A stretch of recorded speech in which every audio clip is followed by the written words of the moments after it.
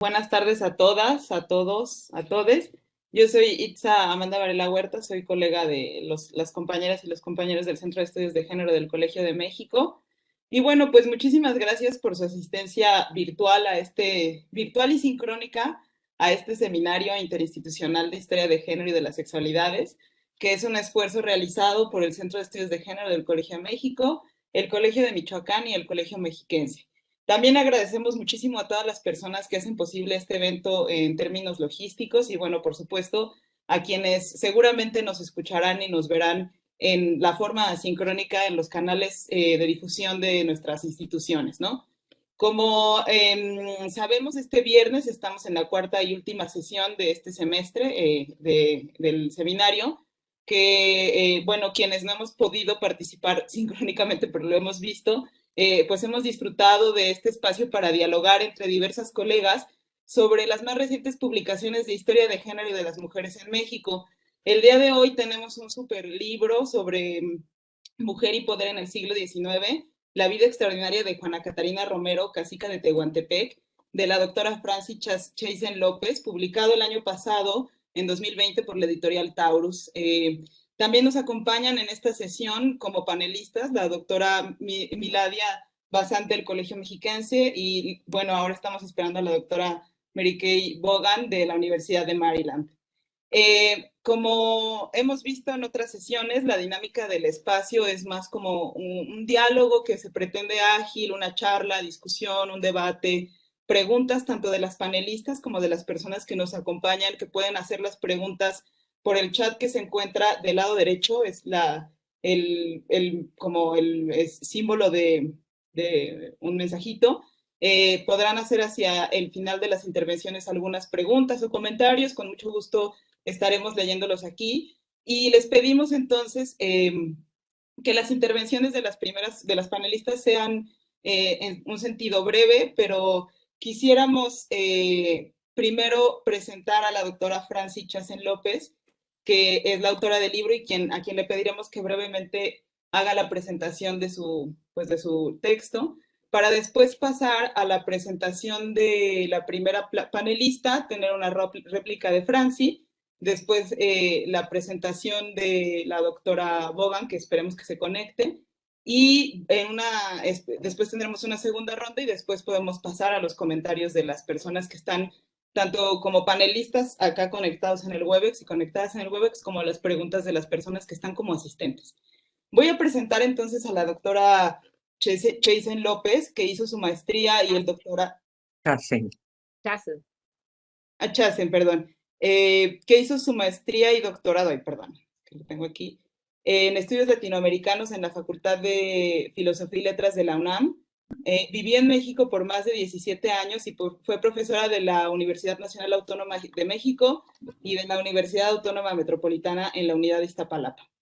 Por las últimas 3 décadas ha sido profesora titular de Historia en la Universidad de Kentucky, en Lexington, Kentucky, donde fue la primera mujer jefa del Departamento de Historia y directora del Programa de Estudios Latinoamericanos.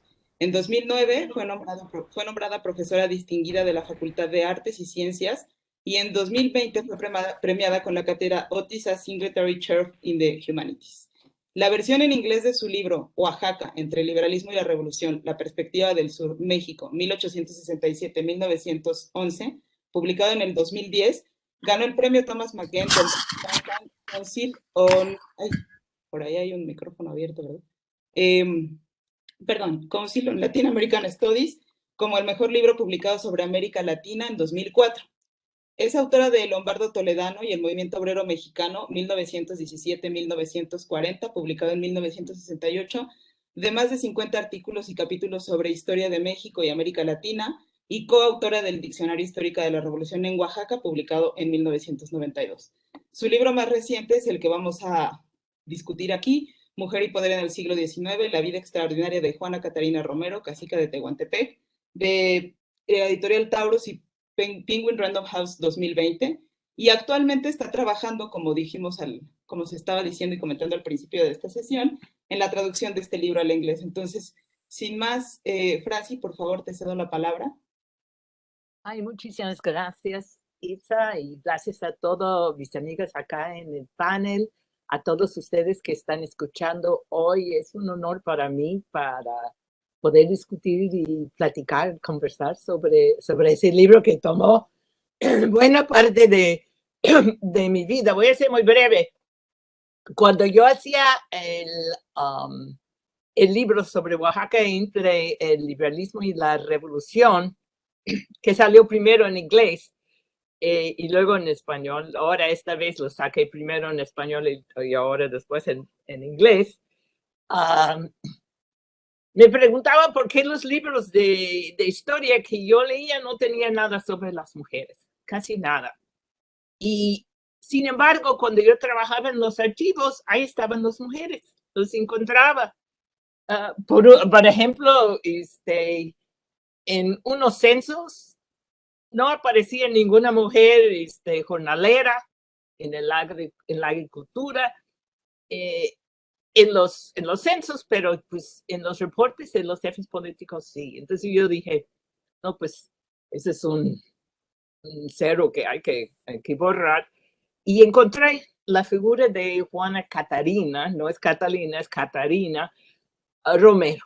Me pareció una mujer perfecta con tal de que yo pudiera pues abrir una ventana sobre el papel de la mujer en el siglo XIX.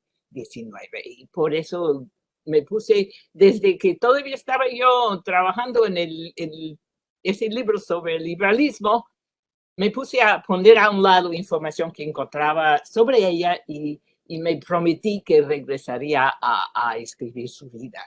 No sabía que me iba a tomar tanto tiempo porque es muy difícil encontrar fuentes sobre la historia de una mujer que primero no escribía y una mujer que no aprendió a escribir hasta los 30 años. Entonces no fue una mujer de la pluma, sino una mujer de acción.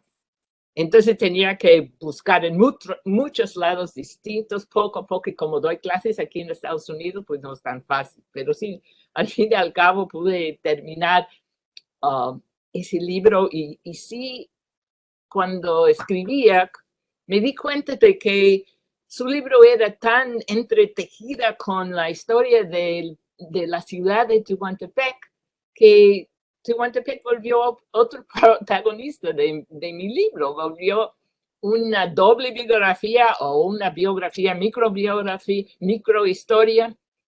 Entonces tenía yo dos protagonistas. Como ella, aunque se puso muy rica, se hizo muy rica, ella nunca dejó su ciudad.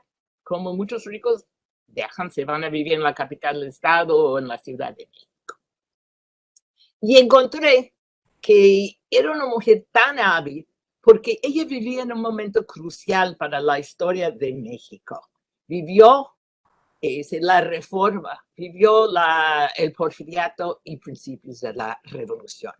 Entonces, de una manera, ella maduró con la nación, como ella se fue madurando, se fue transformando a sí misma, también se fue transformando México. Entonces, eso fue una cosa muy interesante a visualizar como ese paralelo entre la vida de una mujer provinciana, ¿no? Y la nación. Y ese es uno de mis puntos que siempre subrayo, que es necesario estudiar el micro para entender el macro. No estoy en contra de la macrohistoria, sin embargo, hace falta corregirlo bastante. Fue una mujer que se enamoró, una mujer sin educación, pero se enamoró de la modernidad. Y se volvió una mujer moderna, se vistió como una mujer moderna y quiso traer la modernidad a su ciudad. Bueno, no voy a seguir porque prefiero escuchar las preguntas y comentarios de mis compañeros y compañeras y a ver qué les pareció esa obra. Gracias. Muchas gracias. Ahora pediría por favor la presentación de la primera panelista, que es la doctora Milada Basant, que es doctora en Ciencias Sociales por el Colegio de Michoacán. Entre sus temas de investigación se encuentran la historia de la educación durante el porfiriato a nivel estatal y regional y en el aspecto comparativo con los Estados Unidos, así como la vida cotidiana durante el siglo XIX y el imperio de Maximiliano. La biografía y las historias de vida constituyen su principal línea de interés de investigación, sobre la cual ha dado cursos en distintas universidades y centros de investigación. Entre sus más recientes publicaciones se encuentra el libro Caminos docentes, entre injertos, abonos y venenos, Clemente Antonio Neve, 1829-1905, publicado en el 2021 por el Colegio Mexiquense, y el artículo Retos para escribir una biografía en la revista Secuencia número 100 del Instituto José María Luis Mora en 2018. Actualmente es investigadora en el Colegio Mexiquense y sin más, Milada, por favor, si puedes hacer un breve comentario para después tener la réplica de la doctora Chacín. Bueno, es un honor para mí estar el día de hoy con Franci. Hemos caminado juntas a lo largo y ancho de esta gran biografía que comentamos el día de hoy y estoy como muy sorprendida, muy contenta de haber leído este libro porque realmente pues es una hazaña, Franci. Es una hazaña por muchas razones que quisiera apuntar aquí brevemente. Primero, la riqueza de fuentes. Creo que no se te fue una sola. Creo que si trato de buscar una fuente en Oaxaca, no la voy a encontrar que no esté citada aquí. Por eso es una biografía tan rica y tan especial. Es muy difícil encontrar una biografía como esta.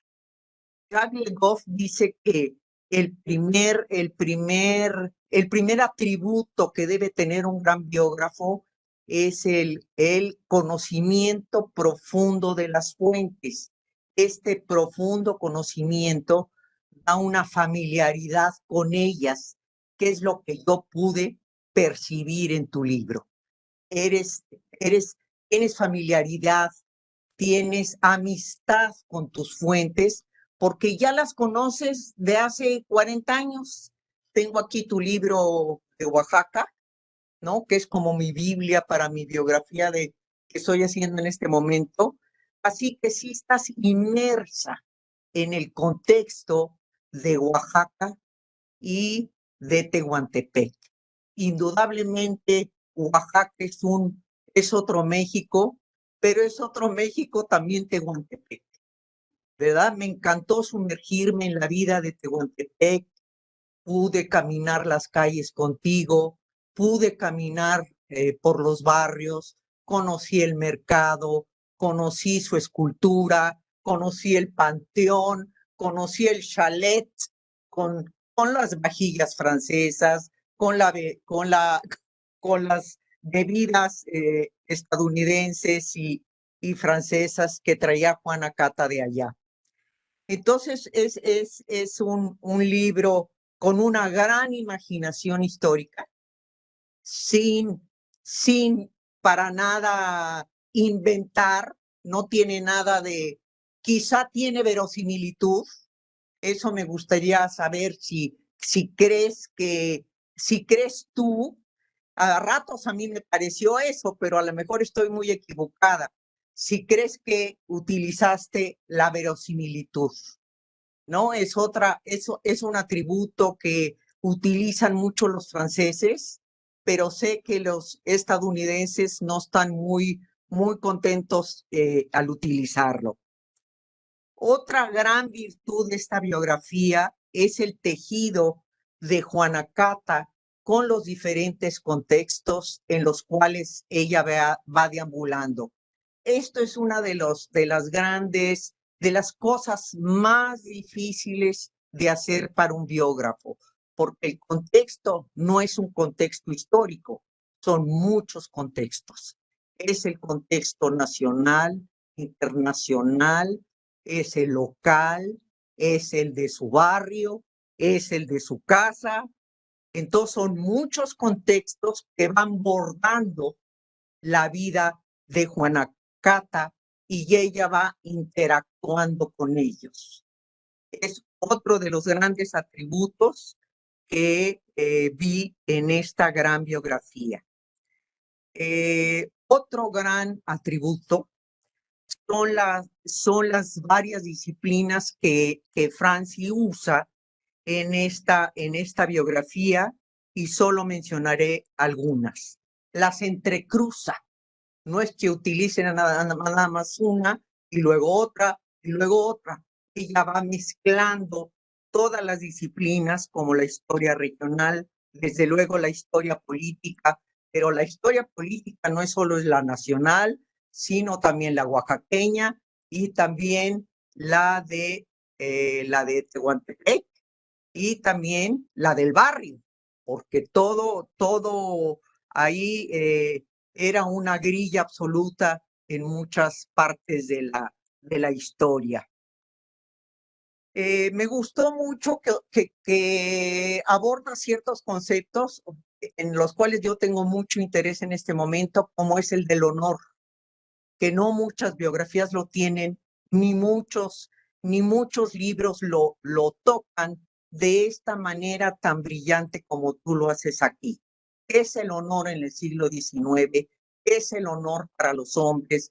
¿Qué significa el honor para las mujeres? Y cómo Juana Cata desarrolla este gran atributo. Otra mención quisiera hacer sobre la estructura de esta biografía. Generalmente los historiadores hacemos o un libro o cronológico o temático. Es muy difícil mezclarlos, pero Franci los mezcla aquí de una manera magistral. Yo por ello te felicito. Me encantó la manera en que también amalgamas los roles de Juana Cata, ¿no? Cacica, empresaria, filántropa, hizo muchas escuelas, mejoró el parque, hizo el mercado, fundó la tienda La Itzmeña. Eso me pareció fantástico. El lector no se pierde, sino que este libro se lee como una novela. Yo no me pude desprender de él y el relato es un relato, bueno, más tarde me quiero referir a ese tema. Desde luego que en el lector surge una gran empatía por Juana Cata. Yo creo que la autora también tuvo una gran empatía por Juana Cata. Yo creo que no hay quien no pueda sentir una gran empatía por ella, porque es una mujer totalmente fuera de serie, extraordinaria. Bueno, aquí me detendría yo en mi primer comentario. Después quiero hablar algo de los tiempos históricos y de los tiempos biográficos. Y por último, acerca de la narración. En este momento me gustaría preguntarte algo muy importante de la biografía moderna, es cómo a través del personaje, no solo es importante conocer la vida de los personajes, sino lo que es muy importante para la biografía moderna es que a través de las fuentes biográficas vamos a conocer otra historia que no se conocía hasta el momento. Eso es lo que Franci logra de manera excelsa en este libro. Estás aportando el hecho fértil, de acuerdo a Virginia Woolf, ¿verdad? Y de acuerdo a aquellos autores del American Historical Review de 2009, estás de veras, Franci, aportando una historia genial de Oaxaca, de Tehuantepec y de México y de una de las mujeres más extraordinarias que vivieron en el siglo XIX y principios del XX. Yo te preguntaría en estos momentos, ¿no? Conociendo algo de la historia de las mujeres, ¿tú crees que Juana Cata hubiera tenido una vida así de extraordinaria de haber estado casada con hijos? Bueno, Milada, muchísimas gracias. Tantas loas, no sé ni cómo responder. Me da muchísimo gusto que hayas disfrutado el libro, que sobre todo que te parece a ti, que eres literata, como novela para mí, es un elogio bastante grande. Hay varias cosas. Sobre todo, te voy a contestar muy franco, la última pregunta es que si hubiera casado, no sería Guanacato. No hubiera tenido esa vida. Hubiera sido recortada por muchas cosas. Y en eso digo, no soy partidario de creer que hay un matriarcado en el istmo. Eso es un mito que se ha desarrollado a través de los años por hombres y mujeres, ¿no? Pero no es el caso. Hay tantas cosas. Qué bueno que pude llevarte por las calles de Tehuantepec. Ojalá que algún día lo pueda hacer en persona, porque es una ciudad preciosa, distinta, con un sabor y con una personalidad muy especial. Sí, es otro México. Es parte de México, pero es otro México. Si uso verosimilitud, no exactamente, pero las fuentes, la falta de fuentes, el poder construir el contorno me llega a especular mucho. Entonces, no es precisamente verosimilitud como tú lo has hecho en tus obras, pero hay muchas palabras posibles, probable, tal vez, que son lo que Hermione Lee, la biógrafa británica, dice que son son estos pistas que damos al lector, que ahí viene una especulación, ahí viene una interpretación. Y entonces, son los, los gansos, no, gangos, no, estoy fallando en que exactamente qué es lo que ella los llama, pero en fin, son estos, es una metodología que utilizamos para dar aviso al lector, pues que ahí viene, en base a lo que se sabe, ahí viene una interpretación de la. Y tienes razón, aprendí mucho sobre construir contextos en ese libro, porque, bueno, primero leyendo ya muchas biografías, comprendí que hay una diferencia entre lo que es el contexto histórico y lo que es el escenario, lo que es poner el escenario, lo que es construir, sobre todo el libro de Susan Mann, que escribió un libro sobre unas 3 mujeres, generaciones chinas en el siglo XIX, te ves como poner el entorno habla mucho al lector, para construir ese escenario. Otra cosa es el contexto histórico, otro del momento histórico, otro es el contexto que es el local, la ciudad de Tehuantepec, el barrio Jalisco, de donde ella surge y luego se cambia a San Sebastián, que es una movilización social, y luego el contexto de que en ese momento hay una lucha para construir una conexión interoceánica y Tehuantepec está en la mira internacional, ¿verdad? No es será una ciudad pequeña, provinciana, pero hay muchos extranjeros ahí. Entonces hay que encontrar esas y luego cómo lo ven lo nacional. Entonces sí hay que hacer eso. En cuanto al honor, eso fue muy importante porque pues ahí está el hecho fértil que encontré que era ilegítimo y no se sabía antes, gracias a César Rojas Petris, que recién falleció, que en paz descanse. Él tenía la fotocopia de la hoja en el registro de bautizos, que está perdido, es que perdido, no sé qué, esa historia no logré saber.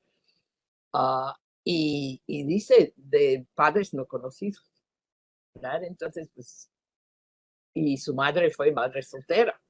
Entonces ya empezó con ese problema y luego, pues, no se sabe si tuvo amorío con Porfirio Díaz, eso no hay ninguna comprobación. Una amistad de toda la vida, sí. Amorío, eso tengo dudas. Pero sí, tuvo un amorío con Remigio Toledo, un corrupto prefecto imperial, y entonces toda la gente sabía eso. Entonces ya era legítima, además nunca se casó y andaba con Remigio. Entonces para ella restablecer su honor, esas manchas del pasado, era fundamental. ¿Cómo lo hizo? Pues como hizo su trayectoria, cómo lo hizo a través de lo que mencionó Susi también en su presentación. Fundamental aquí es el capital social, el capital cultural. Y entonces a través de su ayuda a la iglesia, a través de sus escuelas, a través de todas sus obras urbanas en la ciudad, pues se fue construyendo su honor, restableciendo su honor. Porque ella, yo creo, ahí viene la interpretación, tenía muchas ganas de ser una mujer reconocida como una mujer decente. Qué bueno que sientes empatía para Juana Cata. Yo creo que quise que mi lector entendiera la lucha de esta mujer, pero no fue una santa. En ningún momento quise tratar la historia de una santa que tenía pistoleros, ¿no? Y que fue amante de un tipo muy corrupto. Pues una mujer muy compleja y en Tehuantepec, desgraciadamente, hay mucha gente que pues no puedes decir nada malo de ella, ¿verdad? Entonces, no sé si respondí a tus preguntas, pero muchas gracias. Estoy muy agradecida por tus comentarios y tus elogios y que te haya gustado. Muchas gracias, doctora Chazen. Bueno, ahora pasaríamos con la presentación de la segunda panelista, que es la doctora Mary Kay Bond, que ha seguido el tema de la mujer mexicana desde la publicación de su ensayo Woman, Class and Education in México. Ha publicado 3 monografías y coeditó 4 colecciones explorando los temas de la educación, la cultura, la mujer y la masculinidad y el género. Es ex editora de la revista Hispanic American Historical Review y expresidenta de la Conference of Latin American History. Ha ganado también varios premios y becas, incluyendo el Fellowship Guggenheim, y ha enseñado en México, particularmente en la Ciudad de México y en Puebla. Está jubilada de la Universidad de Maryland y vive ahora en la ciudad de Oaxaca. Doctora Baum, muchísimas gracias por su presentación. Le cedo la palabra. Muchísimas gracias la invitación. Muchísimas gracias a Franci y Milada. El libro es fantástico. Voy a ir a esto y voy a decir unas cosas generales y describir lo que voy a hacer. Es un estudio extraordinario. Es un estudio descentrado en el sentido en que cualquier biografía de una mujer está descentrado. Y cualquier biografía de una mujer fronteriza aún más descentrado. Y finalmente es descentrado en otro sentido que me interesa mucho, y es que su enfoque es siglo XIX, pero sus implicaciones para el siglo XX son tremendos. Y lo que yo quiero hacer aquí es una pequeña reseña de la vida de doña Juana, tomado del libro, y después ir a los conceptos de los procesos civilizatorios y el concepto de la ciudadanía social que forma parte del libro en su segundo mitad. ¿Okay? Entonces, Franci empieza con el argumento de que Tehuantepec era una región fronteriza, principalmente indígena, cuando las guerras lo envolvió desde la independencia hasta los 70, en guerras, y finalmente con los liberales derrotando a los conservadores. Cuando los inicios del fiebre de oro empiezan en California, esto acelera la búsqueda de un pasaje interoceánico por el istmo de Tehuantepec, y a la región llega colonos y extranjeros, domésticos, viajeros, con interés en el comercio, la producción, el transporte, la cultura y la naturaleza. Este pasaje interoceánico quedó como sueño y como imán hasta que la apertura del Canal de Panamá y el brote de la Revolución Mexicana cancelaron los sueños. La participación en las guerras de una mujer pobre y ilegítima como Juana Cata Romero no fue, según Franci, extraordinario, ni fue su trabajo en el mercado, porque las mujeres tehuanas han dominado los mercados regionales y locales por bastante tiempo. Ni fue excepcional su audacia y su carisma, porque la tehuana tenía esta fama acentuada por su comportamiento regio y su traje bello. Lo excepcional, según mi lectura, tiene que ver con su capacidad a aprovechar el desorden a promover su avance. Agudizó sus habilidades como informante a los líderes militares, a un lado al liberal Porfirio Díaz, al otro lado al conservador Remigio Toledo.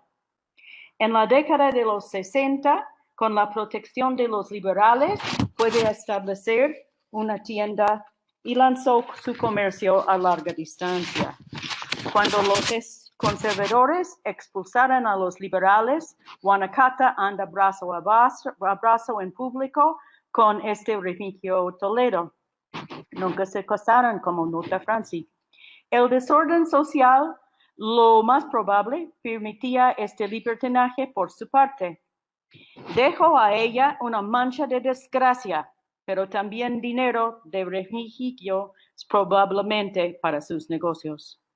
La amistad del triunfante Porfirio Díaz ayudó a Juana Cata toda su vida y lo posibilitó su sobrevivir la hostilidad persistente hacia ella por parte de las élites liberales locales en la política, la prensa y el comercio. La denunciaron como traidora, como libertina y sobre todo como mujer. En 1880, Juana Cata empezó a comprar terreno.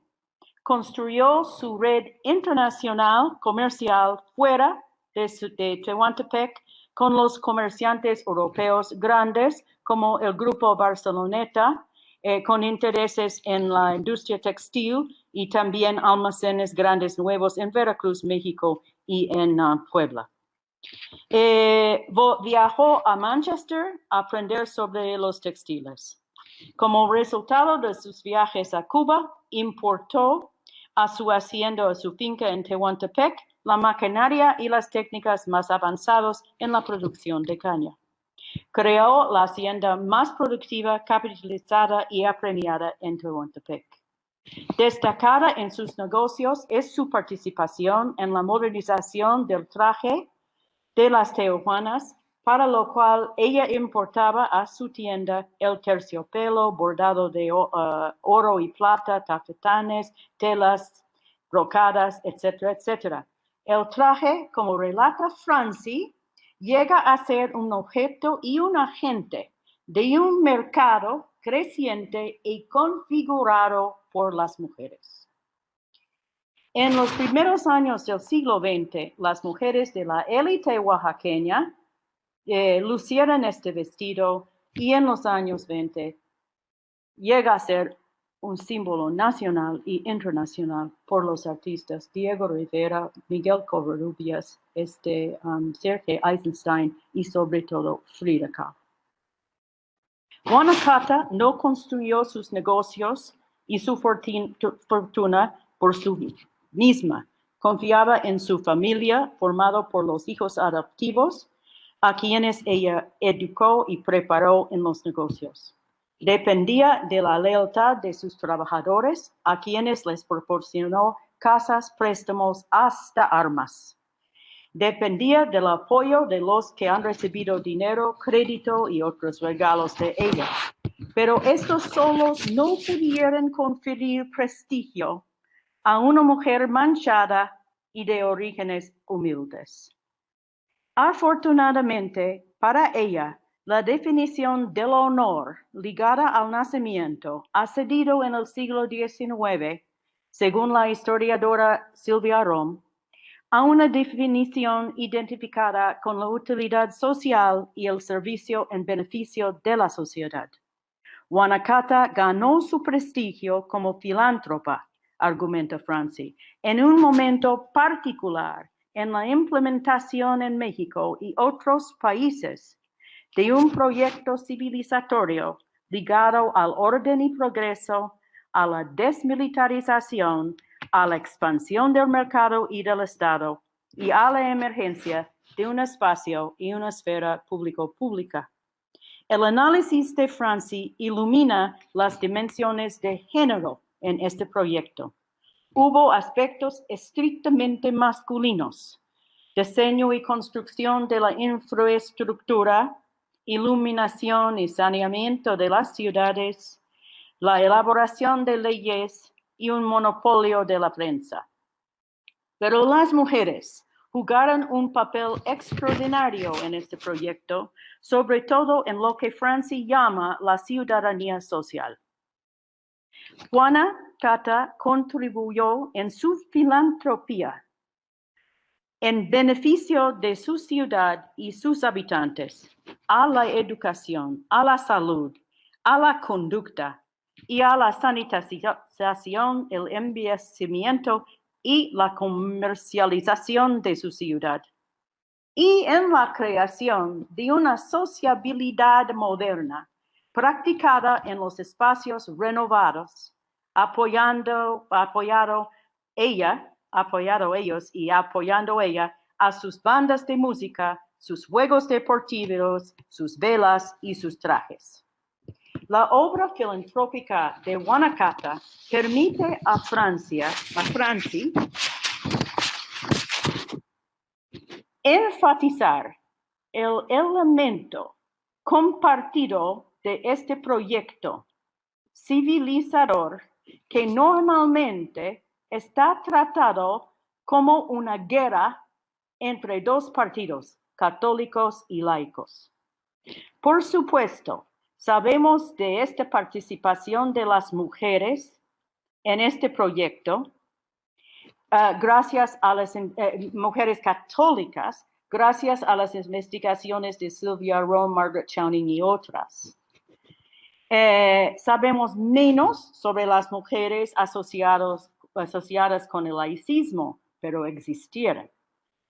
Son esposas de las autoridades responsables de la organización de las fiestas patrias, los comités de envejecimiento, de socorro en caso de desastre, centenares de maestras en las escuelas públicas y figuras prominentes como Laura Méndez de Cuenca, ya más conocida a nosotros por la obra de Milera Basant. Laura, maestra, poeta, novelista, periodista, una de las mujeres enviadas por Porfirio Díaz y Justo Sierra a los Estados Unidos y Alemania a estudiar sus sistemas de educación para imitarlos en México.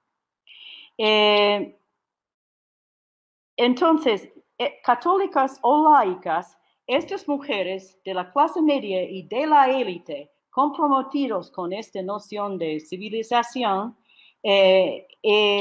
forman parte de un ejército grande de mujeres muy similares, con similares proyectos en muchos países del mundo. No es únicamente mexicano. La filantropía de Guanacatta es un puente, dice Franci, entre estos movimientos en un momento especial en el tiempo, porque ella cooperó con el arzobispo Gilo, promotor vigoroso de la rehabilitación de la Iglesia y de la fe como parte del movimiento católico social asociado con Rerum Novarum de 1891. Gilo no fue únicamente amigo de Guanacatta, sino amigo de Porfirio Díaz.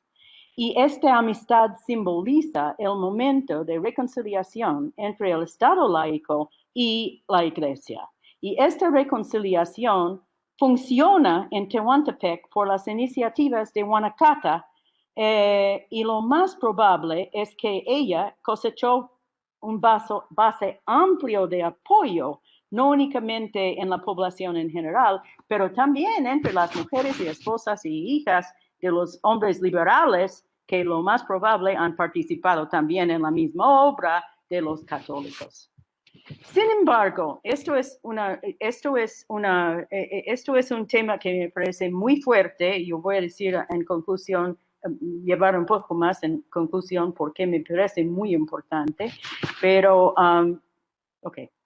Sin embargo, si la obra de Guanacaste nos permite ver los elementos compartidos de los programas del Estado y de la Iglesia, no debiera cegarnos a los límites de este proyecto que duró desde los finales del siglo XX, desde los años 60, básicamente del siglo XX, en muchos países del mundo.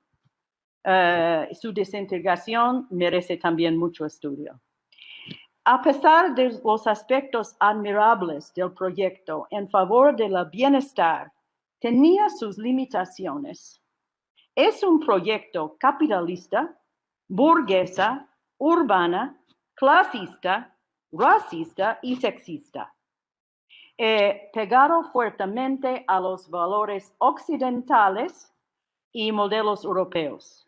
Franci nota que Guanacaste quedó mucho más abierto a las posibilidades de la integración del indígena como actor en este proceso, de un proyecto más construido mutuamente. Sin embargo, las limitaciones del proyecto civilizatorio explotó para todos a ver en la Revolución Mexicana.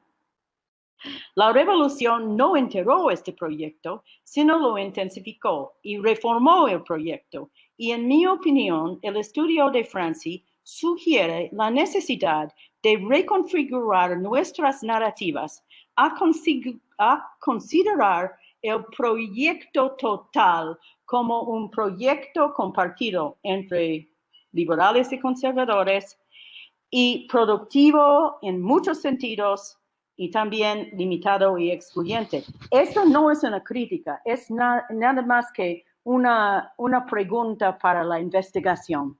Okay, pero Franci, quiero poner estas últimas cosas que estaba yo elaborando más en un interrogatorio hacia ti. ¿Estás de acuerdo o ves la cosa de otra manera?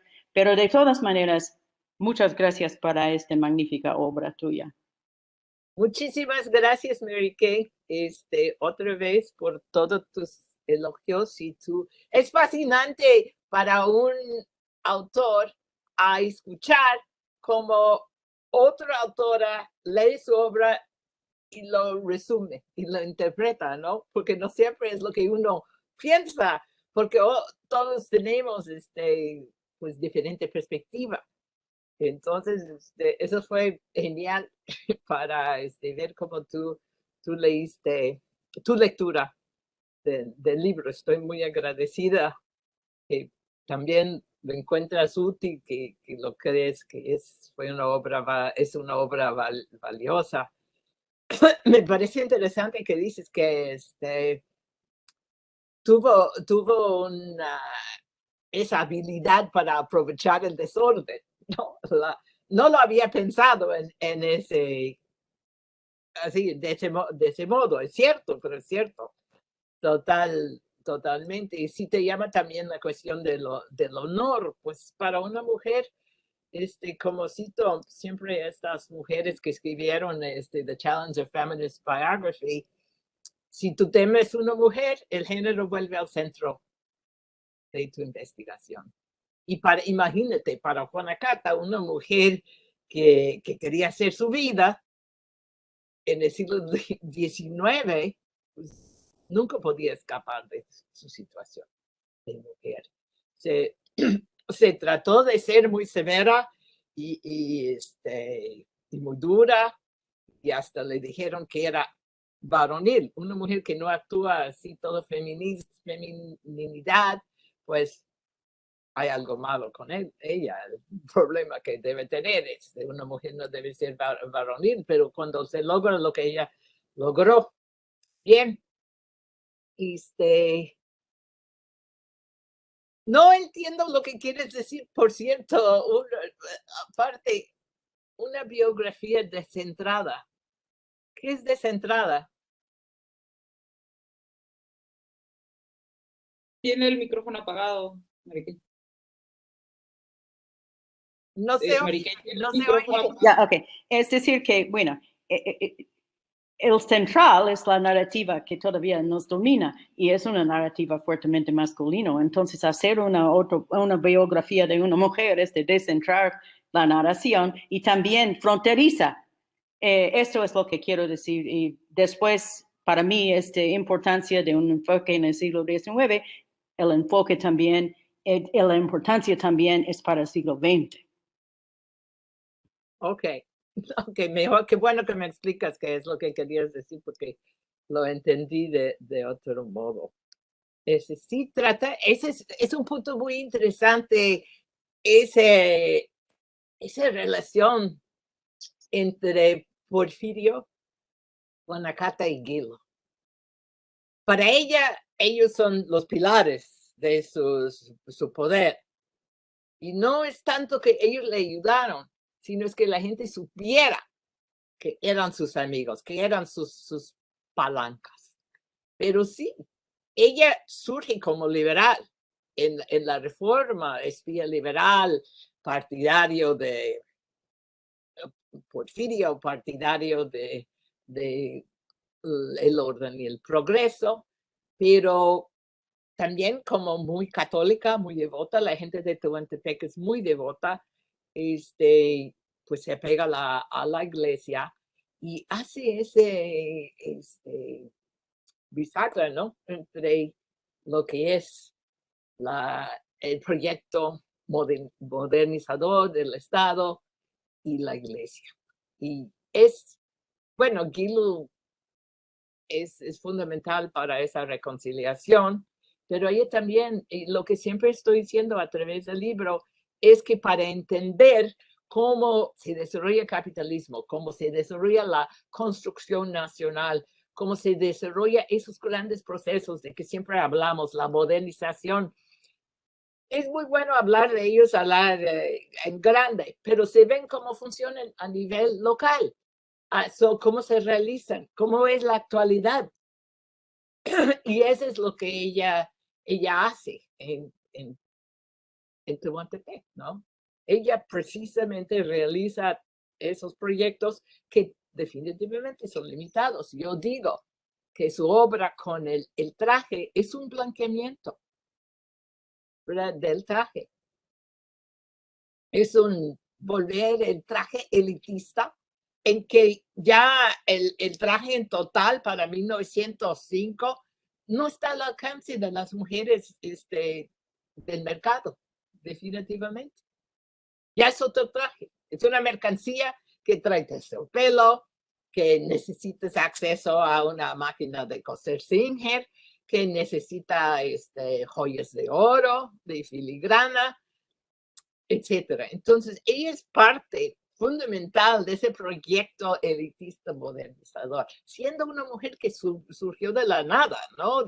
No de la nada, pero de una familia más humilde, ¿verdad? Entonces, ella es distinta que muchas de las otras mujeres que se hacen ricas en ese momento, porque ella, su trayectoria es otra. Ella empieza desde abajo. Pero sí, sin que ella se pone a teorizar, va desarrollando una ciudadanía práctica, una ciudadanía social, que es una cosa que Elaine Challis vio y otros de Nordevera en otras partes, ¿no? Que las mujeres en el siglo XIX están actuando como ciudadanas. No tienen los derechos, pero están haciendo la obra de ciudadana. Y no solamente eso, están aprendiendo cómo ser líderes, cómo organizarse, cómo hacer su espacio. Eso es lo que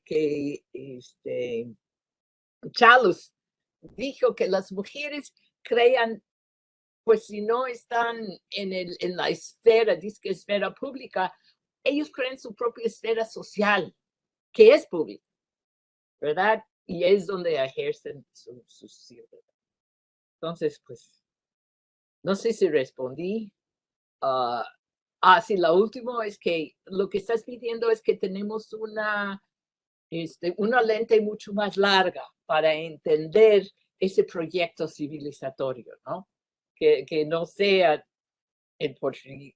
Que esa ruptura que es la revolución no la debemos siempre aceptar como una ruptura. Yo creo que esa ruptura se ha hecho menos y menos y menos a través de los años recientes en que más investigaciones han surgido y entonces pues no parece tanta ruptura. Uno de los puntos que quise subrayar con el traje es que el traje no surgió como ícono nacional en los 20, ya estaba en el porfiriato. Ya las mujeres de clase media ya le llevaban en él, eso no fue una invención de la revolución.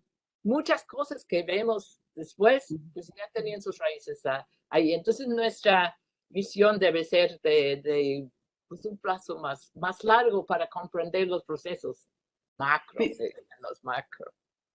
¿Puedo nada más hacer un comentario? ¿Puedo? ¿Estoy presente o no? Sí, sí, claro, y te Okay. escuchamos.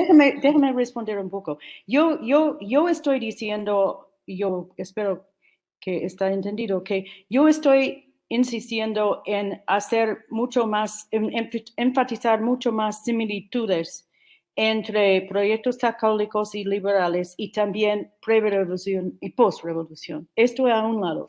Y Francis, también yo estoy llegando a esto.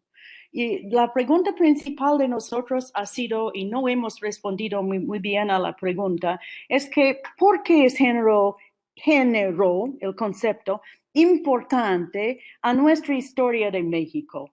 Y siempre los hombres no nos tomamos en serio. Y lo que ellos dicen, sí, la mujer hizo esto, la mujer hizo esto, pero es un detalle en la historia. Y yo creo que si vemos la importancia de la mujer en el proyecto civilizatorio, que es un proyecto de hombres y mujeres, estamos llegando más a entender género adentro del concepto. Y este es tu libro. Sí, totalmente, estoy de acuerdo. Okay. Es este problema de la modernidad, es uno de los problemas de la modernidad, porque por un lado la modernidad desarrolla esa teoría de las esferas separadas, la mujer en lo doméstico y el hombre en lo público, precisamente porque el hombre ya ha caído la monarquía, ya en una república, el hombre tiene derecho al voto. El hombre común y corriente llega a tener derecho al voto. Entonces, ¿cómo se va? El hombre que antes era sujeto de un rey, ya es un ciudadano en una república y entonces se tiene que reprimir a la mujer porque la mujer no va a ser ciudadana. Eso se vio en la Revolución Francesa, cuando las mujeres quisieran ser ciudadanas, que citoyen, no, fueron oprimidas. Y entonces se desarrolla, se desarrolla esa teoría precisamente para mandar a la mujer a la casa. Pero con el tiempo se da cuenta de que pues hay que educarla porque qué tipo de madre va a ser si no tiene elementos de educación y surge la madre republicana. Entonces impera esa, no es la realidad, no estoy diciendo que la teoría de las esferas es realidad, pero se desarrolla en el siglo XIX precisamente para mantener oprimida y reprimida a la mujer. Pero la realidad del siglo XIX es que se va rompiendo más y más y más, y la mujer está allí, y se va disolviendo esta línea entre esas dos. La mujer se mete a lo público, ¿verdad? Y entonces la modernidad es esta construcción de que por un lado quiere reprimir a la mujer, pero por otro lado le da educación y es la educación que le permite ella entra al comercio, ¿verdad? Y tiene su tiendita o tiene una sastrería y a través de eso se puede desarrollar su vida y entrar a lo público. Entonces, al mismo tiempo que quiere reprimir la modernidad, le abre ese espacio para que la mujer puede avanzar, sobre todo con la educación. Entonces, eso es lo que pienso que estás refiriendo a esto, como esa división se deshace a través del tiempo. Y la mujer lo está haciendo. Y entonces, esto es la importancia de género. Esa es la importancia del género en la historia. No es género, siempre estoy diciendo mi historia, no es la mujer. Es cómo está estructurada la sociedad, las instituciones y todo. Y entonces, ¿por qué vemos el capitalismo como un reto masculino? Porque lo dijeron, pero no es cierto. Al mostrar el papel de la mujer en el desarrollo del capitalismo, no es masculino. Entonces, para mí, el género sirve para romper esas convenciones, ¿no? De que eso es masculino, el otro es masculino, y la guerra es masculina. Eso estoy trabajando ahorita. Bueno, ve que me apasiona ese tema, ¿no? Porque ahorita estoy trabajando el tema de la guerra y la importancia de la mujer en la guerra, la reforma y la intervención francesa. Que no se hacen esas guerras en mujeres. Las mujeres hacen un papel no solamente físico, su cuerpo es fundamental, el trato del cuerpo de la mujer está allí en la retórica de la guerra, pero todo es cuestión de analizar género, no es analizar la mujer hizo eso, la mujer hizo el otro. Perdón si extendí, pero es un tema que me apasiona. Muchas gracias, al contrario, es el objetivo de este espacio, ¿no? Abrir el diálogo. No sé si en una segunda ronda Milada quisiera hacer algún comentario extra, por favor. Bueno, seré breve porque hay muchas preguntas y otras personas que quieren intervenir. Me gustó mucho, Franci, y me hubiese gustado mucho más que hubiera esta combinación de los tiempos históricos. El tiempo histórico en general es más etéreo y difuso. El tiempo personal es más vivo y real. Cada inicio de capítulo, y eso me encantó, y no sé si lo hiciste de manera expresa, te detienes en el tiempo, digamos, de un día en la vida de Juana Cata. Por ejemplo, me encantó esto de cuando llega el obispo Guilo, era un 15 de febrero de 1890 y Juana Cata esperaba la llegada del obispo. Y entonces, bueno, ella le manda una carreta americana, Guilo deja su silla, aborda la carreta y sigue adelante hacia la finca Santa Teresa de Juana Cata, y allí el obispo, doña Juana, la recibe con una familia hincada y conmovida hasta las lágrimas. Me cubrieron de flores y al entrar a su casa, su hija iba regando el suelo delante de mí con agua olorosa. Estos como pasajes que introduces en el libro me parecieron fantásticos y me hubiese gustado que hubiera más. Tú los incluyes estos pasajes como en un día en la vida de Juana Cata al inicio de tus capítulos, y me parece una manera muy atractiva de haber construido tu biografía. Te repito, me hubiese gustado que hubiera más de estos como pedacitos de la vida de un día de Juana Cata. Me parece que el capítulo del traje de Tehuana merita un libro. Yo creo que debe publicarse un libro sobre este capítulo, un libro de arte con mucho color, con toda su historia, y yo creo que el gobierno de Oaxaca lo publicaría porque es maravilloso. Yo creo que es el traje más bello de México. No tengo otros comentarios, pero prefiero aquí dejarle la oportunidad a otras personas. Pues si puedo contestar. Gracias. Muchas Claro, por favor. Pues, Milada, gracias a ti hago eso de los pedacitos, por si te acuerdas cuando teníamos con Mary Kay el grupo de las biógrafas, decías, nunca pierdes de vista tu personaje. No pierdes de vista el personaje entre todo el contexto, el escenario y todo. Tienes que mantener el foco en ella. Entonces fue gracias a ese seminario que traté de hacer eso. Pero desgraciadamente son pocas. No hay archivo personal de Juana Cata. Si existen, no tuve acceso. Y traté por muchos años. Tengo algunas cositas, pero poco. Entonces, puse lo que pude y gracias a las reminiscencias del arzobispo Guilo está este escenario fabuloso de su llegada, ¿no? a la finca, a su finca Santa Teresa, y otros momentos, sobre todo cuando la llaman a testificar.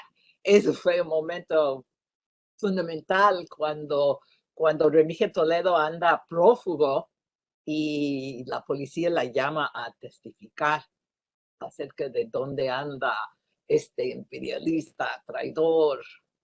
Entonces ella tiene que, eso es cuando ella admite de haber sido su mujer, su amacia, y hay gente que no le gustó que pusiera yo en eso en el libro, pero es la verdad que puedo hacer. Por otro lado, hacer un libro sobre el traje, no crees que no lo he pensado. Y mi sobrina, que es, bueno, es oaxaqueña, pero la familia, debo decir que mi suegra fue tecuana, entonces yo conocía Tehuantepec desde antes, ¿no?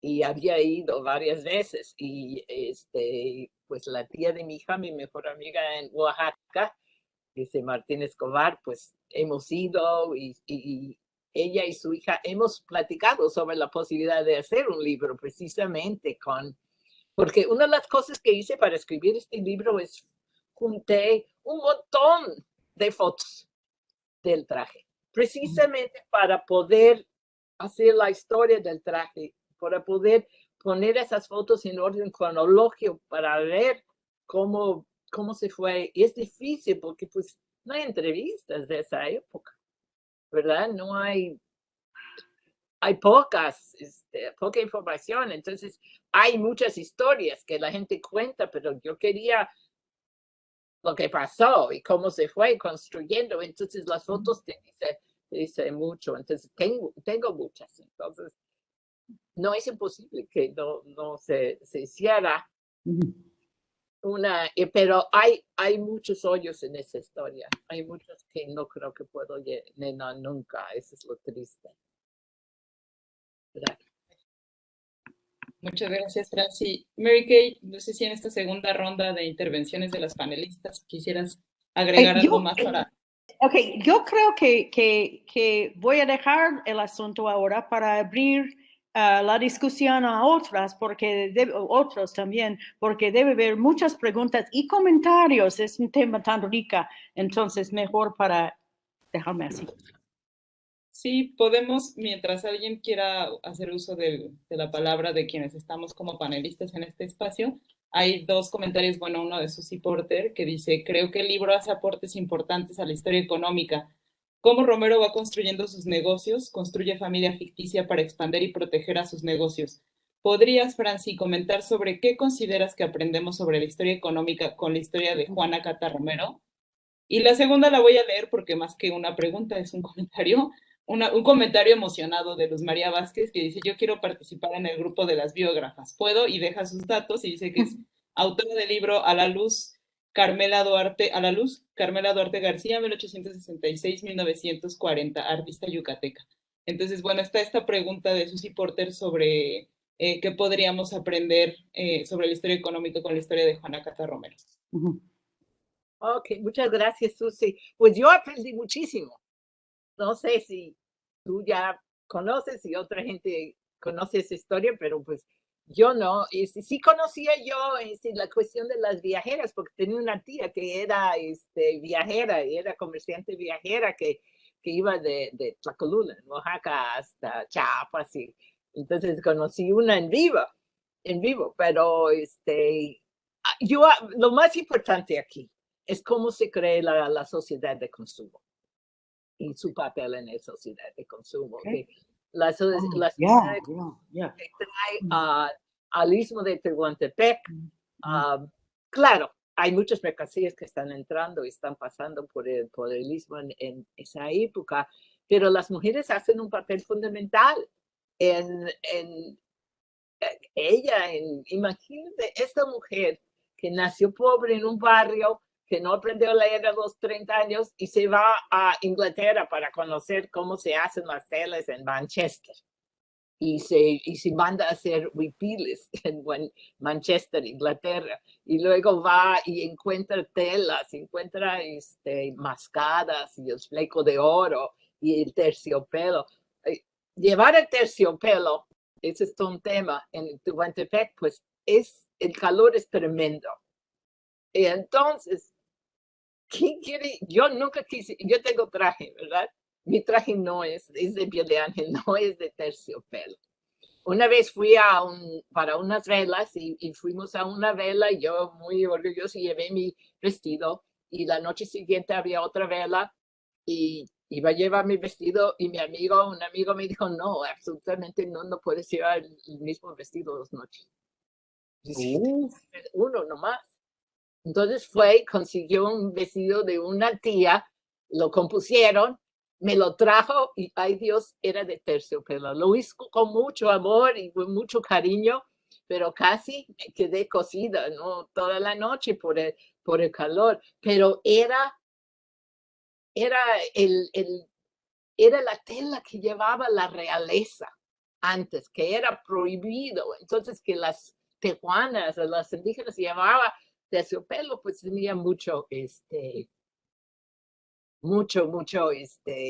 importancia, ¿no? Y entonces, pues aprendí cómo las mujeres hacían su mercado y entraban en el mercado y hacía pedidos internacionales. Aprendí cómo la mujer pudo levantar toda una empresa familiar, ¿verdad? Y era fundamental para una mujer, porque mira, ella era los comerciantes fuertes allí eran extranjeros, eran españoles y eran alemanes. Y un canadiense que no la quiso nada, un contrabandista. Entonces ella primero se tuvo que hacer su propia gente, su propia familia, y segundo se alió con otros comerciantes mexicanos. Porque ahí sí había alguna pugna, un poco difícil. Entonces ella se supo. Y luego, como sabemos en toda la historia americana latina, si tienes dinero, vas a invertir en la tierra. Entonces empieza a comprar sus terrenos, ¿verdad? Y desgraciadamente allí hay ella, el primer terreno que encontré, que documentado que ella compró, fue en 1877, pero yo sé que tenía muchos terrenos anteriormente, no sé dónde están las compraventas. Pero ella invirtió, hizo su finca Santa Teresa, donde cultivó azúcar, pero muy hábil la mujer porque era súper inteligente. Ella vio que el dinero estaba en la refinería, la refinación del azúcar, y armó su ingenio. Y armó su ingenio con maquinaria que importó de Alemania, de Estados Unidos.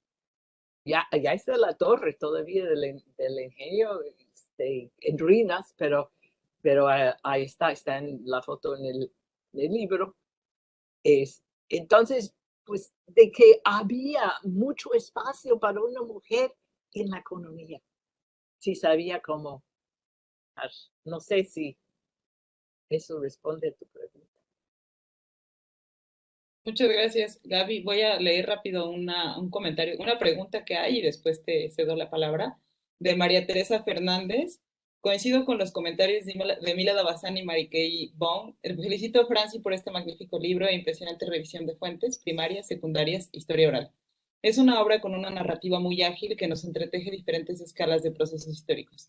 Logra enganchar al lector y a la lectora. Me gustó mucho la reflexión que Franci realiza de las diferentes fuentes, las preguntas que se plantea y las posibilidades de interpretación por mostrar la falta de evidencia empírica en ciertos mitos y mentiras en torno a la vida de Juana Cata. Ya has hablado en esta presentación de la ciudadanía social. Para ti, ¿es lo mismo la ciudadanía republicana que también hablas en tu libro? Y lo dejaría ahí. Si quieres, Gaby, de una vez, pues, o quieres hacer antes o después tu comentario o pregunta, como prefieras. Sí. Bueno, primero quería yo mencionar esto de que hay interés por el grupo de las biógrafas. No sé si haya un grupo propiamente en esta, por lo menos aquí en este espacio. Lo que hicimos en este semestre y en este ciclo, que me sorprende todo el interés que tenemos, porque ahorita viernes casi el último de diciembre, tenemos casi más de 50 personas conectadas en vivo, más las que se acumulen en el YouTube. El semestre próximo seguiremos, quizá todavía tenemos que definir el contenido del ciclo. También quiero decir que el escuchar el intercambio entre Francis Chasen López, Mary Kay Vaughan y Mila Dabazán, pues ha sido de lo más enriquecedor esto, porque pues veo que es un diálogo del que no empezó en este momento, sino que empezó hace muchos años y aquí tiene como una reactualización y pues podemos escucharlo, observarlo y aún participar. Y ya como mi intervención específica para Franci,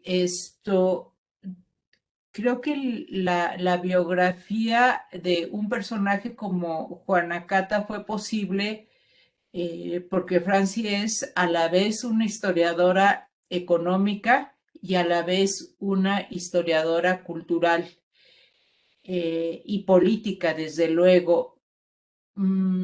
Tu conocimiento, Franci, pues de toda la formación económica y de las transformaciones en el Istmo es lo que te permite llevar a Juana Cata más allá de decir, bueno, sí fue una mujer muy, muy empeñosa y extraordinaria, pero realmente la colocas dentro de estas dinámicas y estos procesos económicos y al mismo tiempo haces el análisis cultural, como en este momento que nos decías así muy de pasada, pero pues eso es digamos, la agudeza de tu mirada que se ve en el libro, de que el terciopelo pues es inadecuado para un clima como el de Tehuantepec, pero tiene un valor simbólico poderosísimo y a la vez cómo se convirtió en mercancía.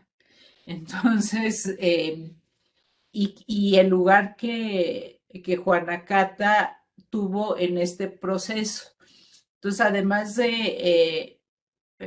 digamos, de unirme a las felicitaciones, pues aquí logras algo muy, muy complejo, todas estas dimensiones del análisis que vas presentando en la biografía de Juana Cata. Entonces, bueno, sí quiero destacar esto que es un trabajo pues de vida y bueno, creo que no te estoy haciendo ninguna pregunta, sino esto más que una pregunta es un comentario, pero sí, si tuviera que hacer una pregunta es ¿cómo logras tú esta conexión entre Franci, la historiadora económica muy sólida, y luego das el salto a estos aspectos culturales y lo que atraviesa todo tu proceso es el género?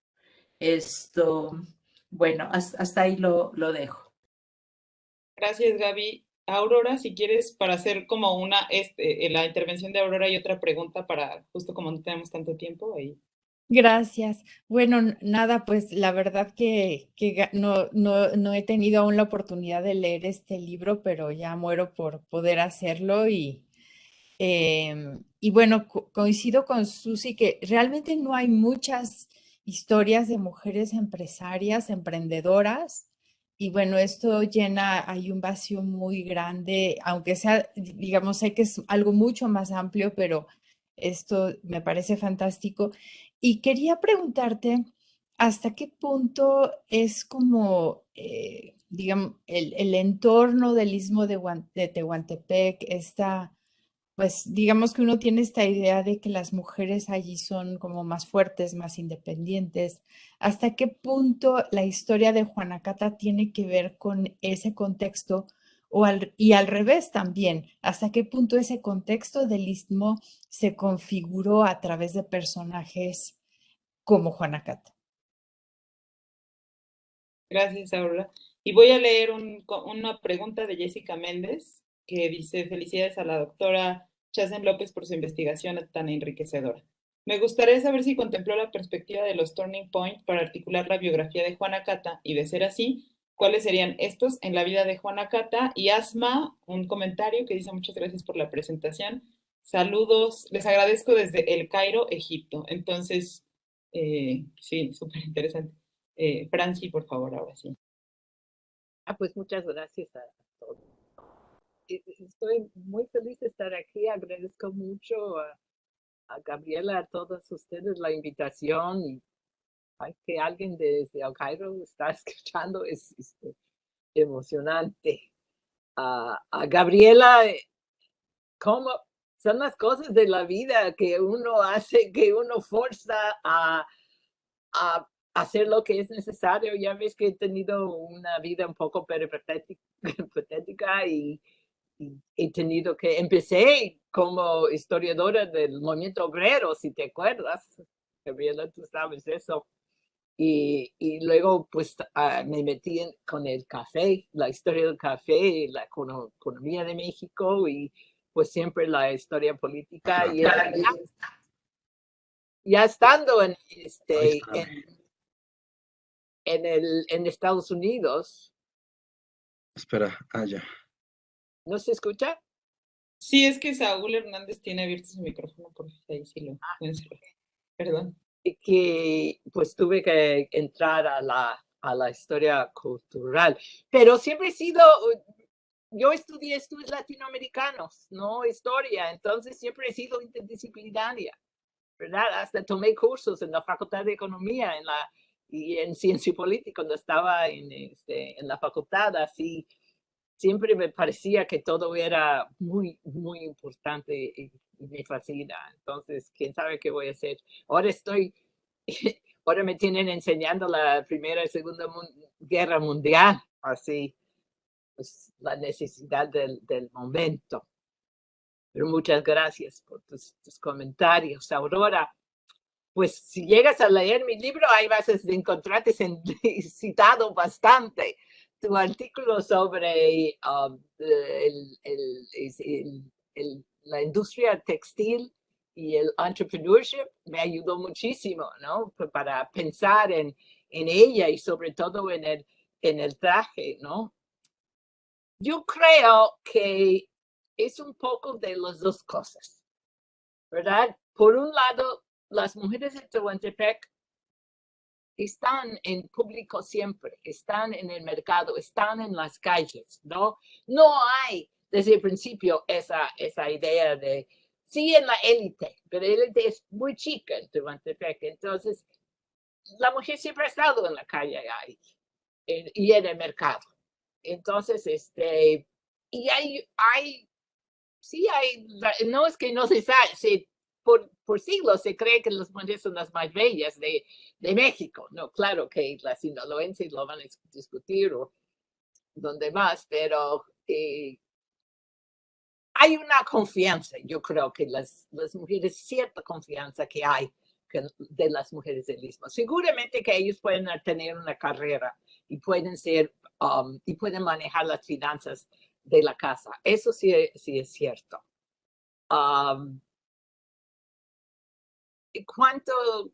Entonces yo creo que ella tenía ese trasfondo un poquito que la ayudó.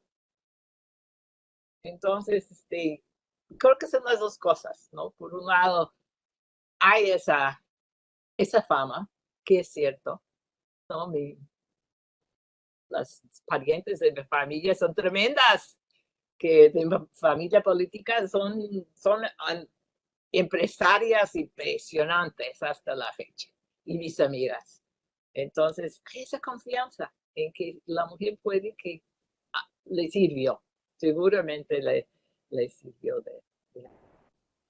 quería responder a la pregunta de María Teresa que había hecho sobre la ciudadanía republicana. Pues está la ciudadanía republicana del siglo XIX de los hombres.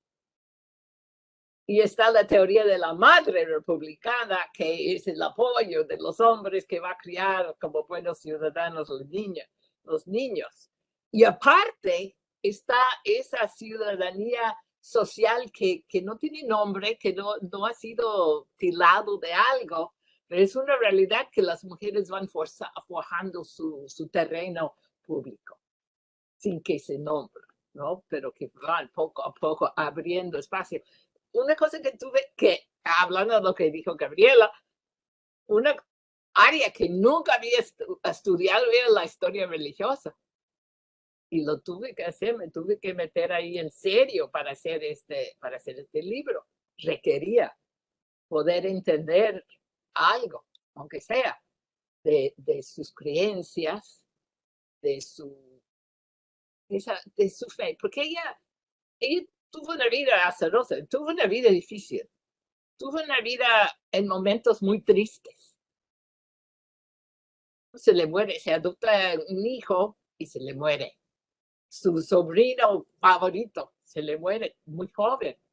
Luego se le muere el adoptado el hijo que no sé, creo que no adoptó, pero fue muy cercana, el hijo de Remigio, Aurelio. Se le muere. Ella vive más allá de todos esos hijos. Debía haber sido difícil y entonces su fe debía haber sido un gran apoyo. Así tuve que meterme en la historia de la religión, pero pues yo creo que una cosa es esa ciudadanía republicana, otra es cómo lo va formando las mujeres a su modo.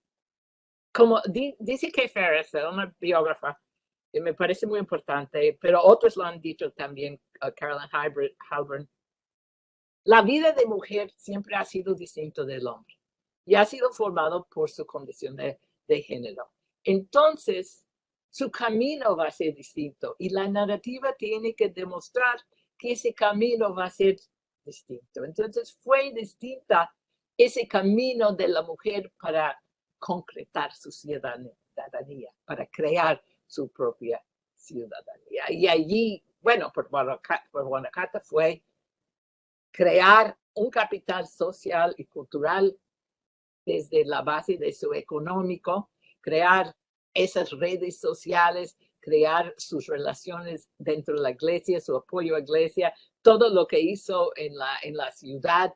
Eso es lo que yo llamo su capital social y cultural, y eso fue como ella se fue desarrollando esa ciudadanía. Y en cuanto a la pregunta sobre turning points, pues hay muchos. Seguramente cuando fue espía, cuando se metió de espía que debería ser una mujer atrabancada, ¿no? Porque no, ser espía es algo serio. Y además en una ciudad donde la mayoría de la gente era conservadora. Y cuando termina la guerra, los liberales le dan un pequeño capital. Y con eso empieza a crear su negocio y su tienda. Y yo creo que también otro turning point es cuando se rompe con Remigio, o cuando Remigio muere en 71, ya está sola. De ahí en adelante está sola. A los 33 años, se queda sola. Ya no tengo, no sé, no tengo noticias de que haya tenido otra amorío o otra relación. Y sigue su vida sola y se dedica a sus negocios, a su ciudad, a su familia, crea una red familiar muy grande y muy unido. Entonces, para eso debía haber sido un momento también bastante fuerte. He pensado en eso, pero no armé el trabajo en base a Turning Points. Muchas gracias. Verónica, por favor. Me da muchísimo gusto, Franci. A mí me maravilló tu biografía. Y la verdad es que tú eres una historiadora muy versátil, porque de tus inicios como historiadora, el movimiento obrero, Lombardo Toledano, y incursionar en otras perspectivas, en otro tipo de historias, eso te hace más grande como historiadora.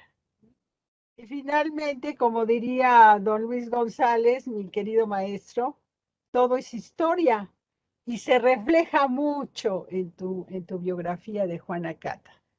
Entonces, a mí me maravilló, ¿no? Y eso que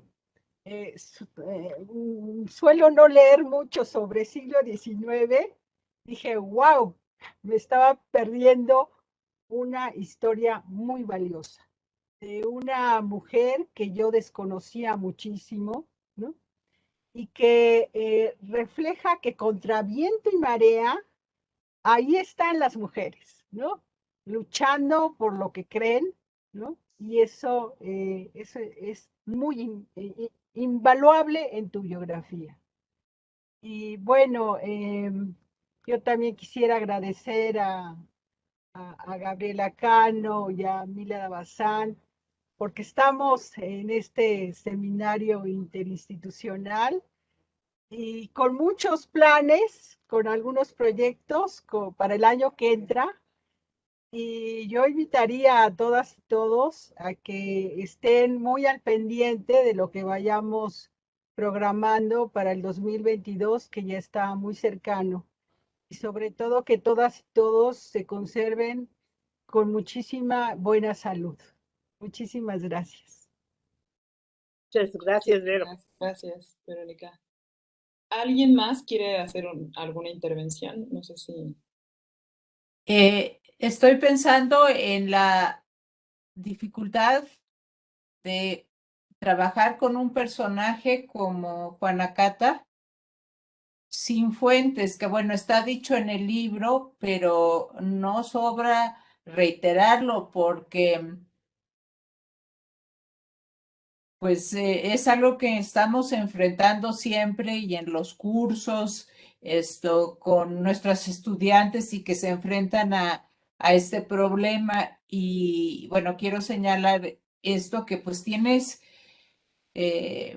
prácticamente no está la voz de Juana Cata en las fuentes, sin embargo, tú logras pues reconstruir esto con las herramientas analíticas que tienes y con tu conocimiento de la historia del Istmo, y pues eso te permite hacer esta nueva manera de ver los procesos económicos y los procesos civilizatorios, robándole a Mary Kay la frase, y cómo el género entra en estos procesos económicos y civilizatorios sin tener fuentes. También demuestras y usas muy provechosamente discusiones como esto de las mujeres y los procesos de modernización. También discutes la interseccionalidad, que es un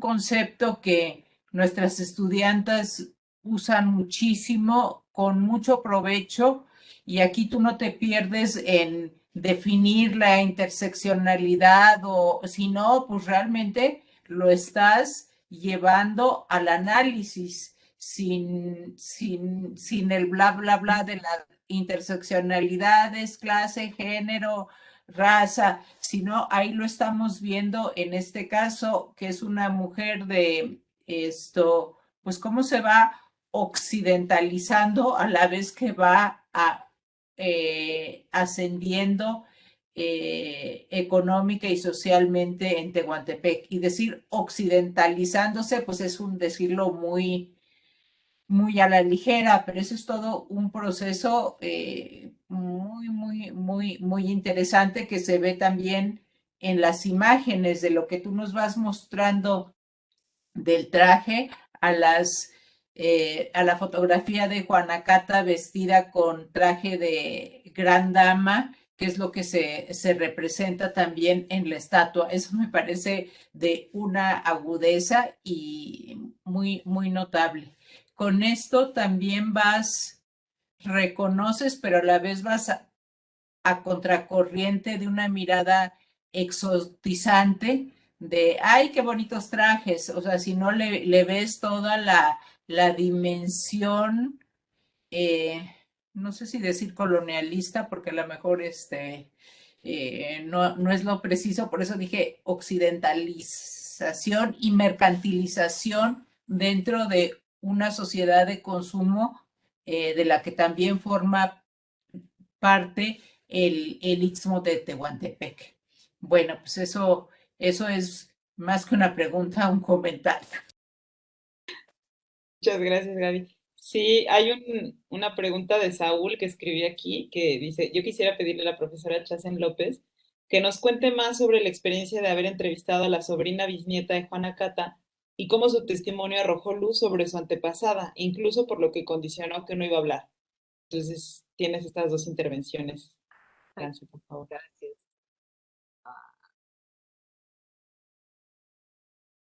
A responder a Gabriela, ay, las fuentes, siempre es un lío. Pero gracias a que me metí a estudiar el giro biográfico y la metodología de giro biográfico, me encontré, bueno, con Georges Duby, Michel Perron, señalan, ¿no? Vea la cultura material. Y si uno ve la cultura material, ahí está la personalidad de Juana Cata. Ella se revela en su casa, en su ropa, en sus viajes. Entonces, estaba yo muy triste de no tener no tener su palabra, no tener su voz. Pero sentí que me estaba hablando de ese modo a través de sus posesiones, ¿verdad?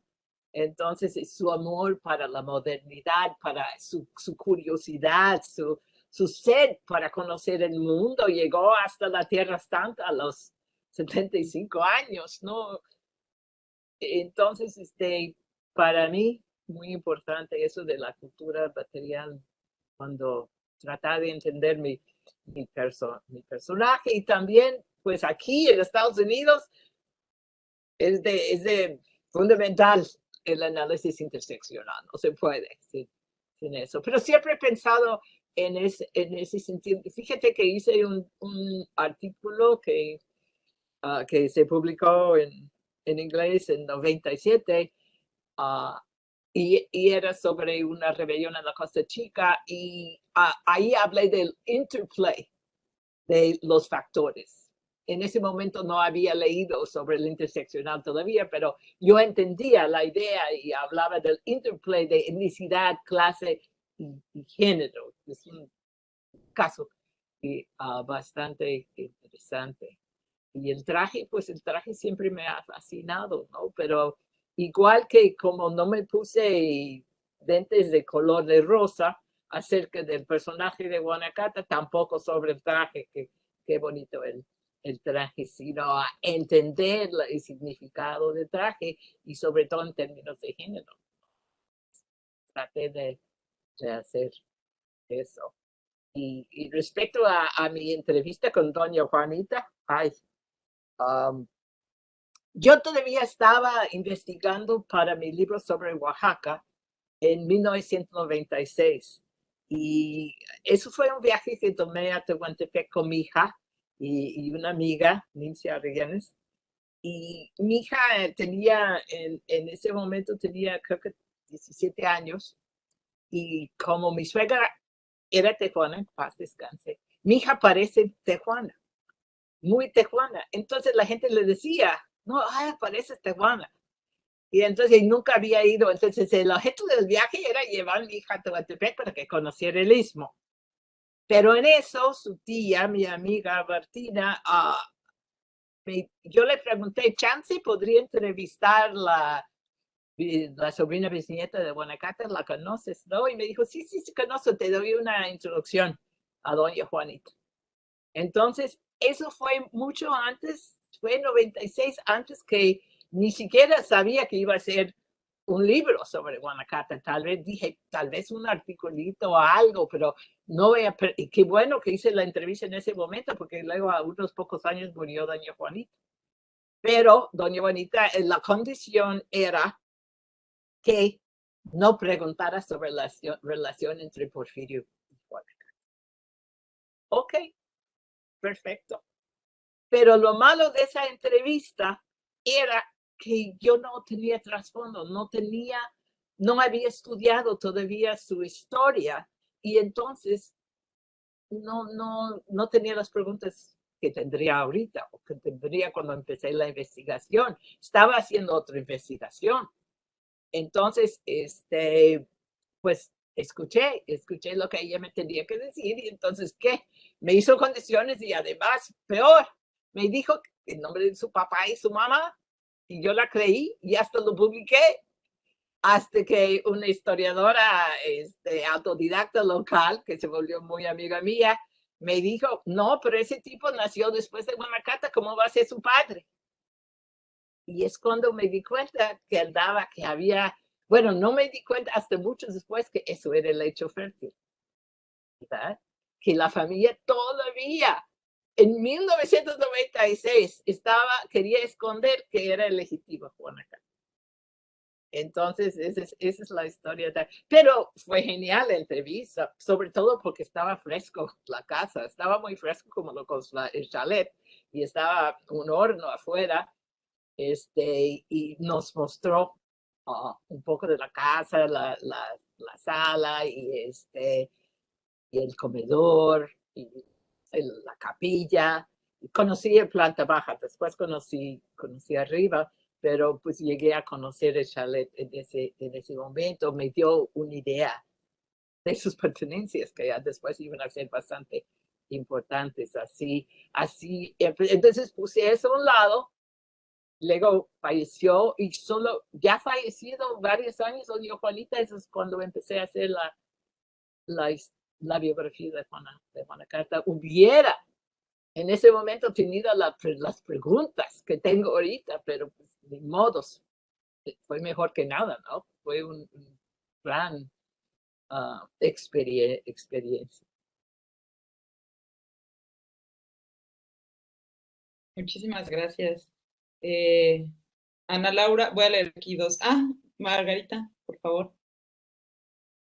Sí, voy a ser rápida porque sé que ya tenemos el tiempo encima, pero es más una reflexión que me hizo como volver a la investigación que inicié cuando estudié la licenciatura, en donde toqué el tema de las mujeres sonorenses en el cambio de siglo del 19 al 20, y eso me permite como pensar en este asunto que yo entiendo la excepcionalidad, ¿no? De Juana Cata respecto a la propia trayectoria y sus implicaciones contextuales, ¿no? De las que ya se han hablado acá. Pero de alguna manera también me permite como cuestionar esta idea de la excepcionalidad, ¿no? Sobre todo porque el problema es la falta de fuentes y de archivos personales para reconstruir trayectorias con el perfil quizá paralelo o que se vincula, ¿no? Al de Juana Cata, pero me recuerdo que en los hallazgos que yo hice, primero empecé leyendo a los viajeros, ¿no? Que van al norte y tienen una idea de las norteñas, ¿no? Como las mujeres del istmo. Justo por la pregunta que hacía Aurora. Y hay esta idea, ¿no? Que la mujer en el norte o la mujer norteña también es como más, es distinta, ¿no? A otras mujeres de la élite, que fuma, que anda a caballo. Bueno, esta es la imagen, ¿no? Que se ha construido y que se ha estudiado, ¿no? Por algunas historiadoras que retoman estas visiones de viajeros. Pero por otro lado, cuando uno se encuentra a mujeres propietarias siendo dueñas de minas, de haciendas, de ranchos, y que por otro lado, algo que encontré y que lo confirmé con los estudios de Carmen Tonela en Sonora es un momento como crucial, contextual, político, en donde en la legislatura de mediados del siglo XIX se les da la oportunidad a las mujeres de la élite de administrar propiedades, ¿no? Y ahí yo lo enlacé justo en el marco de la revolución, cuando estas propietarias están pidiendo que no les intervengan los bienes los revolucionarios, porque ellas son las dueñas, y por otro lado, pues que su vínculo con algún porfirista, pues no tiene nada que ver porque ellas son las dueñas, ¿no? O sea, lo que quiero decir es que al final de cuentas, este tipo de acercamientos y esto que nos propones, Franci, creo que nos permite también pensar a otras mujeres, ¿no? Ligadas a la élite, ligadas al mundo de la economía, en este cambio de siglo y sobre todo, digamos, cuestionar esta aparente ruptura que se da entre el porfiriato y la revolución que tú ya lo mencionabas al inicio, porque justamente se pone la atención en otros actores, es decir, actoras sociales, y por otro lado, en fenómenos muy específicos que tienen que ver con la propia vida de las mujeres y cómo, digamos, viven y experimentan procesos políticos como quizá la revolución, ¿no? O sea, creo que eso es muy importante porque la revolución las atraviesa y de muchas formas, ¿no? O el contexto, ¿no? Revolucionario las atraviesa de muchas formas e incluso la propia dinámica, ¿no? Que se consolida en el contexto del porfiriato, que es un periodo bastante amplio. Nada más esa era como que esta inquietud que me nació, ¿no? Al leerte y sobre todo al escuchar las reflexiones aquí, que creo que este asunto de la excepcionalidad también habría que verla así como con, ¿no? con pinzas, sobre todo porque nos permite reconocer, desgraciadamente no tenemos fuentes personales, pero que hay otras mujeres en otros espacios que no son centralizados, ¿no? Que están en los estados, que viven experiencias de este tipo, ¿no? Entonces, bueno, nada más era eso. Estoy totalmente de acuerdo. No hay otras mujeres, hay que estudiar. En Tehuantepec hay otras mujeres, ¿no? Entonces, está Bernarda Zárate, su rival, está un Rosario Velázquez, está sus amigas Isabel Arias y Anita Reyes Morán. Así no hay tal vez no todas son amigas personales de Porfirio Díaz. Ay, perdón, mi reloj. Y no todos van a ser amigos de Porfirio o de Guilo, pero van a estar construyendo esa ciudadanía social, van a estar construyendo la nación en la práctica y hay que encontrarlas, hay que estudiarlas, pero eso no es suficiente, ¿verdad? No es suficiente, como dijo Mary Kay hace rato, que el problema es demostrar como el género, como factor analítico, es fundamental para entender la historia. Y entonces, sí, claro, hay otras mujeres y ojalá que los estudiantes que ustedes tienen las buscan y las investigan, ¿no? Las del colegio, de todas las otras. Aquí en Kentucky no tengo que, pero ahí en México ustedes. Verónica. Agradecer muchísimo, eso ha sido un deleite. Agradezco muchísimo a Milada por sus comentarios, a Mary Kay, a todos ustedes por escuchar. Perdón la interrupción, creo que Verónica quiere hacer un comentario ya antes de... Brevísimo. Que las oaxaqueñas y los oaxaqueños deberían de estar muy orgullosos de tu obra, Franci, y que en Oaxaca te deberían de nombrar hija predilecta y distinguida de Oaxaca, por todo el cariño que le tienes y que se expresa en tu obra como historiadora.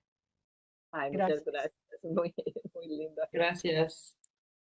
Pues muchas gracias. No sé si alguna de las organizadoras de los organizadores del seminario quisiera dar algún anuncio o decir algo antes de despedirnos en esta última sesión. Muchísimas gracias a todas por sus comentarios, y sus aportaciones a esta sesión. No sé si tengan, ¿no? Gabriela, Saúl, Martín, alguien más del colegio. Nada. Bueno, pues muchísimas gracias. Hay felicitaciones en el chat para el libro. Muchísimas gracias. Pues es súper interesante lo que estuvimos escuchando este día y las aportaciones que hicieron en relación con el texto. Y bueno, quedamos pendientes para la planeación y los temas del siguiente semestre. Y pues felicitarlas ampliamente por este seminario que tuvo discusiones súper interesantes. Sin más, bueno, nos despedimos y ojalá que estén muy bien y que pasen unas excelentes fiestas navideñas. Muchas gracias a todas. Gracias Saludos. a todas. Sí, Gusto a verlas. todos. Cuídense mucho, que tengan muy buena salud junto con su familia.